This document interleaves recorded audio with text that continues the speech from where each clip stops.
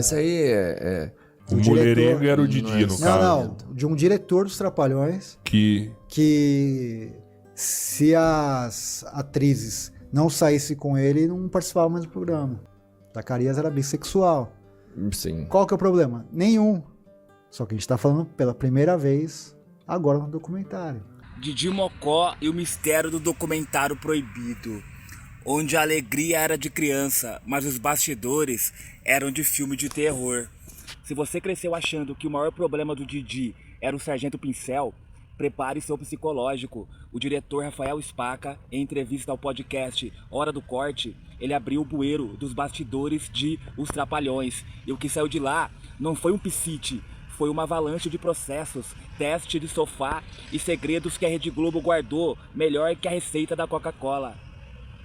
Zacarias e a bissexualidade, HIV e o tabu dos anos 90. Pela primeira vez, o documentário traz à tona a verdadeira causa da morte do eterno trapalhão de peruca.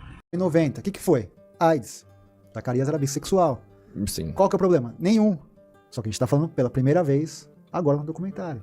Ele morreu de HIV, cara. Ele era Na época bissexual. o pessoal falou que foi infarto. Não foi... Pneumonia, né? Foi por conta de uma doença dieta grave. que ele fez e ficou debilitado e morreu. Não. Agora, qual que é o problema de falar 2022, 2023, que o cara era bissexual e que morreu de AIDS? Caralho, velho. Cara, se você falar disso, você encoraja outras pessoas a se... Descobrimos que o Zacarias era bissexual e morreu de complicações decorrentes do HIV em 1990. Na época, a versão oficial era que ele morreu porque fez uma dieta e ficou debilitado. Sim, a famosa dieta da morte. O cara era um ídolo infantil, então esconderam a sexualidade dele como se fosse um crime.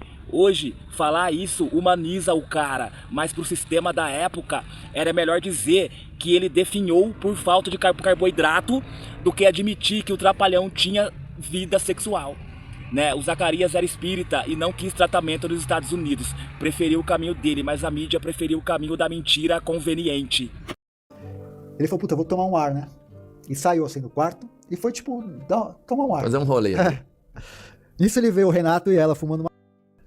Caraca. Aquela manhã não bateu muito bem no Renato. Ele ficou loucão e achou que aquelas luzes eram vagalumes. Ele começou a catar os vagalumes. Assim. A brisa do Didi, Vagalumes e o motel da Raposo Tavares. Uma história humanizadora ou apenas bizarra sobre o dia em que Renato Aragão confundiu luz de jardim com inseto. Diz que em 1977, gravando os Trapalhões no Planalto dos Macacos, a equipe teve que dormir num motel. O Renato se apaixonou por uma moça da produção e, no momento de relaxamento total, entenda como quiser, ele foi visto caçando vagalumes. O detalhe, não tinha vagalume nenhum, eram luzes embutidas no jardim. O cara tava tão na Disney que tava tentando engarrafar iluminação de LED, achando que era bicho. Isso sim é entretenimento. Se ele tivesse feito isso na frente das câmeras, o Ibope dobrava. Mas pro doutor Renato, isso é motivo de infarto. Teste do Sofá e o Tião Macalé. As revelações mais pesadas envolvem diretores e até assédio em time de futebol infantil. Daí contou a história do Tio Macalé, que tinha um time de futebol que dava em cima da molecada. Cara, tem tanta coisa, cara, que a gente descobriu.